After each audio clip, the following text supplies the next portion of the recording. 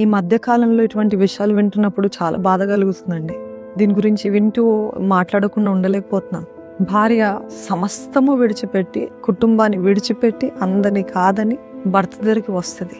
భర్త ఏమో మొదట్లో బాగానే ఉంటాడు, కానీ కొన్ని రోజులు అయిన తర్వాత బయటనో ఆఫీస్లోనో ఎక్కడో ఒక స్త్రీ, పరాయి స్త్రీ మధురమైన మాటలు, తీపి మాటలు, మాయ మాటలు, అక్కరగలిగిన మాటలు మాట్లాడినప్పుడు నా భార్య కంటే తినే బెటర్ కదా. ఒకవేళ ఇప్పటికే బిడ్డలు పుట్టినట్లయితే బిడ్డని, భార్యల్ని వదులుకోవడానికి సిద్ధపడి ఈ పరాయి స్త్రీలతోటి కాపురం పెట్టడము ఏమాత్రము సరైందేనా?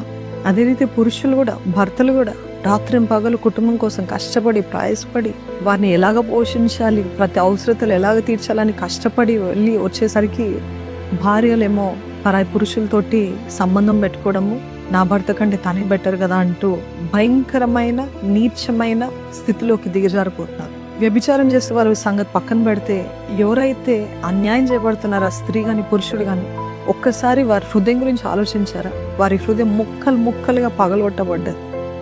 నేను ఏం తప్పు చేస్తాను, నాలో ఏం లోపం, నాలో ఏం బలహీనత, అసలు నేను ఎందుకు పుట్టాను, అసలు నేను ఎందుకు బ్రతుకుతున్నాను అనే ఇటువంటి ఆలోచనలే. ఎందుకంటే సమస్తము వాళ్ళ భర్తలకు, భార్యలకు అప్పజెప్పేసుకున్నారు. కానీ అక్కడి నుండే వారికి మోసం, అన్యాయం జరుగుతున్నప్పుడు ఎక్కడికి వెళ్ళాలా, ఎవరితోటి చెప్పుకోవాలా అర్థం కాని పరిస్థితులు. మరి ముఖ్యంగా స్త్రీలు భర్తనే పోషించే భర్తని విడిచి వెళ్తే ఇప్పుడు వాళ్ళు సడన్గా పోషించబడాలంటే ఎక్కడి నుండి వస్తుంది పోషణ? వారి పిల్లలకి తండ్రి ఎవరని చెప్పుకోగలుగుతారు? అట్లాంటి పరిస్థితుల్లో అన్యాయం చేయబడుతూ ఎటు తోచని పరిస్థితుల్లో ఆత్మహత్యలకి, లేకపోతే జీవితం అంతా నాశనం చేసుకోవడానికి గురవుతున్నారు. ఎందుకు అంటే, because the man and the women are selfish.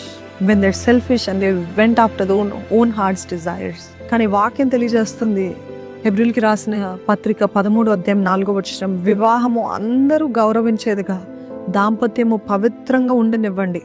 లైంగిక అవినీతి పరులను, వ్యభిచారులను దేవుడు శిక్షిస్తాడు. ఇంగ్లీష్లో ఎట్లుంటుంది అంటే, marriage is to be held in honour among all, something regarded as something of great value, and the marriage bed undefiled by any sexual sin. For God will judge the sexual immoral and adulterous. తప్పకుండా వ్యభిచారులు నరకాగ్నిలోకి త్రోసివేయబడతారు. There is no doubt about it. ఇప్పటికైనా పశ్చాత్తాపడి, ఇప్పటికైనా మారు మనసు పొంది, ఇప్పటికైనా క్షమాపణ దేవుని ఎదుట, ఎవరెవరికైతే అన్యాయం చేస్తారో వారి ఎదుట క్షమాపణ అడిగి, ఈగో కాదు, అహం కాదు, తగ్గించుకుని వచ్చినట్లయితే దేవుడు మీ కుటుంబాన్ని కడతాడు. లేకపోతే తరతరాల శాపాన్ని మీరు అనుభవిస్తారు.